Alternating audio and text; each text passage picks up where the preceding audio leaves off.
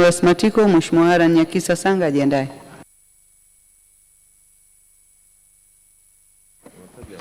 Nakushukuru sana Mheshimiwa Mwenyekiti kwa kuweza kunipatia nami fursa ya kuweza kuchangia mpango wa maendeleo wa miaka 25, miaka mitano, mwaka mmoja na ule mpango wa kati. Mheshimiwa Mwenyekiti, kabla sijaendelea, kwanza kabisa nipende kwa masikitiko kutoa pole kufuatia kifo cha diwani wetu wa kata ya Kitale, ndugu Philipo Barwa Gikalo, ambao anatoka kwenye baraza la madiwani akielekea kwenye kata yake ya Kitale, lakini akapata ajali kwenye ile barabara ambayo naizungumzia ya Kipreft Mogabili, ambayo kwa kweli inapoteza nguvu kazi ya taifa, inalemaza wananchi. Kali ipe kipaumbele jambo la dharura, itupelekee fedha bilioni 8 tu kuweza kuokoa maisha ya wananchi wa Tarime. Lakini pia ile barabara, Mheshimiwa Mwenyekiti, ndio uchumi. Watu watoka Nairobi, watalii kwenda Mgumu wanapita pale, wanaenda Nyamongo wanapita pale. Sisi wenyewe Tarime mji pale ndio makao makuu ya wilaya, ndio barabara ni finyu na imeharibika.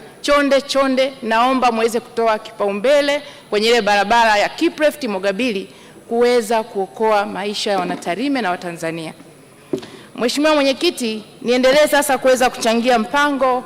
Nitajielekeza kwenye nishati, lakini pia ukuaji wa uchumi na pato la mtu mmoja, na pia nitaenda kuchangia na pointi mbili kama muda utanitosha. Nijaribu kumuuliza Sanga hapa naye anipe muda, amesema ameshachangia. Mheshimiwa Mwenyekiti, kwenye nishati mpango wa muda mrefu umeonyesha, na napongeza ripoti ambayo imekuwa tabled na wizara, lakini na ripoti ya kamati yetu, kamati ya budget, ambayo imefanya uchambuzi wa kina kabisa kwa maslahi mapana ya taifa letu. Kwenye mpango wa muda mrefu imeainisha kwamba serikali ina target kuhakikisha kwamba inazalisha megawati 70,000 ifikapo 2050-2051 kutoka megawati ambazo tunazalisha sasa hivi za 4,032. Lakini pia imeainisha kwamba matumizi ya mtu mmoja itatoka kilowatts 108 mpaka kilowatts 3,000 kwa mwaka kwa jinsi ilivyo sasa hivi. Na vyanzo vya uzalishaji wa umeme huu wameainisha kwamba ni jua, maji, joto ardhi, makaa ya mawe, upepo pamoja na gesi.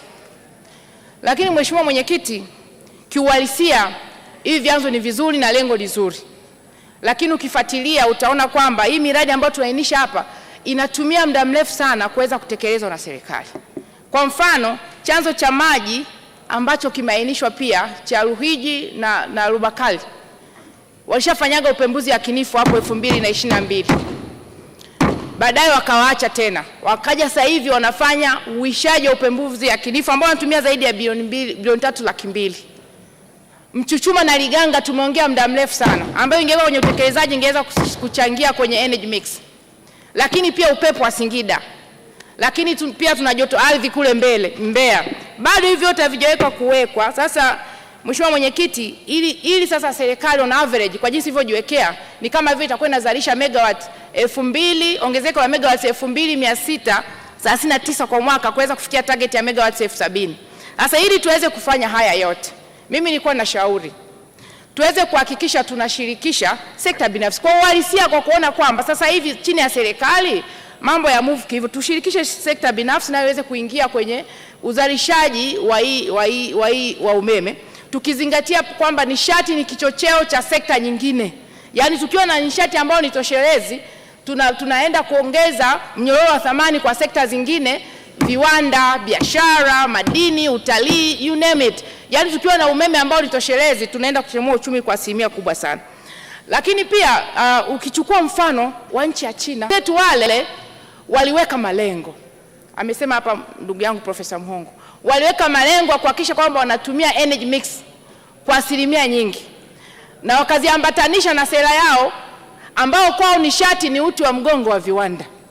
Lakini pia sera ya nishati waliungamanisha na sera ya ajira, viwanda na mauzo ya nje, na wakahakikisha wakajiwekea target ya kuzalisha megawatt kadhaa katika kila muongo. Leo tunazalisha megawatt milioni 2,800,000 kwa mwaka. Kwa ni moja kati ya nchi ambayo ina umeme toshelezi. Na sisi ni dhahiri tunategemea bidhaa nyingi sana kutoka China kuja kwenye soko letu hapa Tanzania. Kwa ni dhahiri kwamba tukiboresha sekta hii ya umeme tunaenda kuhakikisha kwamba tunakuza uchumi na kufikia malengo ambayo tumeyaweka ya kuhakikisha kwamba uchumi wetu wa taifa unakuwa kati ya 10% mpaka 12%. Mheshimiwa Mwenyekiti, hapo hayo ambayo nimeyasema, ili tuweze kusonga vizuri, tukaribishe hiyo sekta binafsi, lakini tuhakikishe pia tunatenganisha katika uzalishaji, usambazaji na unganishaji, ili kuhakikisha kwamba kama ni sekta binafsi tunaichopu inaenda kwenye sekta ipi ili kuweza kuboresha ufanisi na kuleta ushindani. Lakini pia tukizingatia Tanzania tunaenda kujiunga na hub ya umeme kwa nchi za SADC, tuweze kuweka bei shindani. Kama tutafikia huko tukazalisha umeme ambao ni extra, bei shindani, ili tuweze kuziuzia na nchi ambazo zitakuwa zina uhitaji wa umeme, na kwa kufanya hivyo tunaweza kukuza uchumi wa taifa letu. Mheshimiwa Mwenyekiti, niende sasa kwenye pato la mtu mmoja na ukuaji wa uchumi.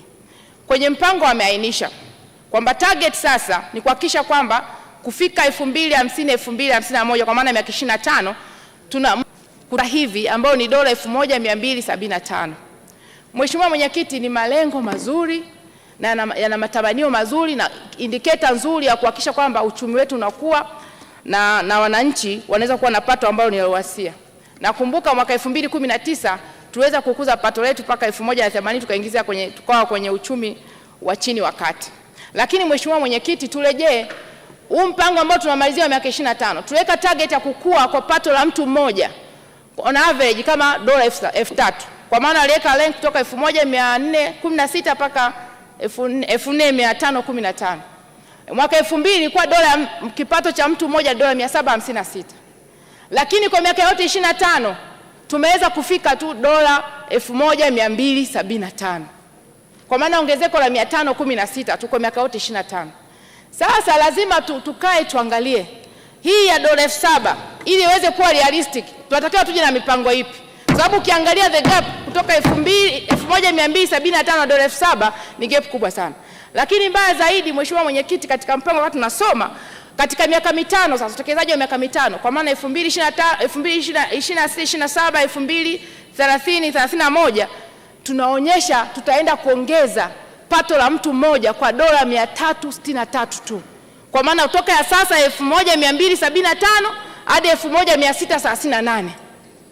Sasa kama tunaweka projection ya kuongeza ndani ya miaka mitano 363 tu, kwa maana yake ukifanya na average Dubai assumption tunatarajia kuongeza kwa miaka 20 iliyobaki dola 1452.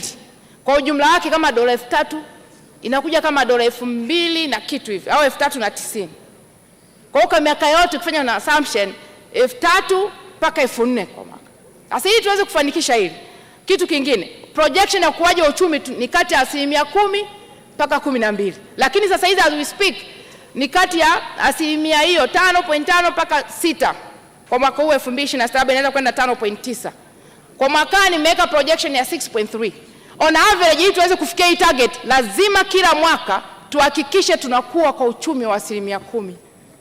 Sasa tunafikiaje hapa?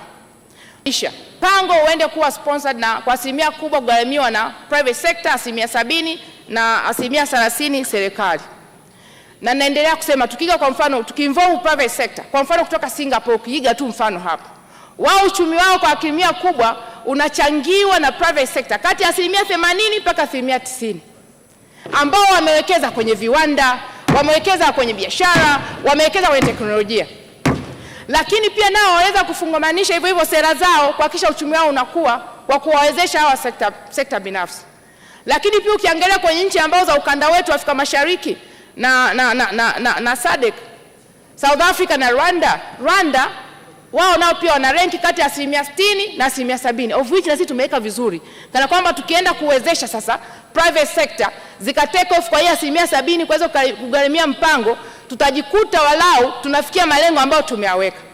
Na hii liweze kufanikiwa, lazima pia tubadilishe utaratibu wa utekelezaji wa miradi yetu ya maendeleo, lakini pia na maamuzi ambayo tunayafanya kwenye uchumi wetu. Lazima tubadilishe mitazamo ya kimaamuzi ambayo tunayafanya kwenye uchumi wetu, kwa maana kwenye vitu ambavyo vinaenda kudrive uchumi wetu. Bila kufanya hivyo hatuwezi kufikia. Mheshimiwa Mwenyekiti, Mheshimiwa Mwenyekiti, nimalizie. Naona kengele imelia. Lazima pia kuwepo na assessment, the regional potential assessment, yani kila mkoa tu assess kwamba mkoa A, kwa mfano mkoa wa Mara, una fursa gani ambazo tukiziwekeza zitaenda kuchagiza zaidi kwenye uchumi. Kule Mara tuna madini, kilimo, tuna ardhi ambayo na rutuba nzuri, kilimo kita take off vizuri, tutafuga, tutavua, lakini pia na utalii partly. Ukienda Arusha, the move kwenye utalii. Ukienda Dar es Salaam, biashara, labda na usafirishaji and the like of. Tukikategorize hizo zote, tukajua the potential za kila mkoa na tukaenda kuwekeza kulingana na potentiality, hakika tutaweza kusaidia kuhakikisha kwamba tunafika mbali zaidi. Lakini pia Mheshimiwa Mwenyekiti, kingine ambacho napenda kumalizia, sekta ya utalii ni sekta ambayo tungewekeza kwa kiwango kikubwa zaidi. Kwanza kabisa tukiteki on board kwamba Mwenyezi Mungu ametubariki, tuna vyanzo vya asili vingi vya kitalii, lakini ukweli wa Mungu hatujavi exhaust. Ukiacha juhudi ambazo Mheshimiwa Rais anafanya za matangazo and the like, zile ambazo ni natural to attraction hatujazi exhaust. Lakini pia ukitembelea mataifa mbalimbali utakuta hata wale ambao hawana natural attractions, lakini wametengeneza artificial attractions nyingi ambazo zina generate income kwa taifa husika. Yani tuna vivutio vya kiasili. Leo nitakuja mimi nitatembelea, nitaona fisi, nitaona simba, nitaona nini kule Serengeti, nitaenda kwa baba taifa na kwa kusema hapa kwa baba taifa nako mkuboreshe. Tukienda South Africa tunaenda kwa Mandela kule anachukua hela nyingi sana. Kwa baba taifa ni baba ambaye anafahamika duniani. Pale pia ni kivutio cha kitalii cha kutosha. Kwa hiyo tukifanya hivyo, vile vya natural, weka hivi vingine, weke vya michezo, weka utalii wa matibabu, weka na artificial. To create, kwa mfano hapa Dodoma ni makao makuu, si mnaweza mkaweka vya artificial attractions hapa, watu wakifika wanakuja wanatembelea na wanaingiza fedha. Hiyo itaweza kusaidia kwa kiwango kubwa sana ku create ajira, lakini kuongeza mapato na fedha za kigeni. Mheshimiwa Mwenyekiti, nakushukuru sana. Asante sana Mheshimiwa Esther Nicholas Matiko.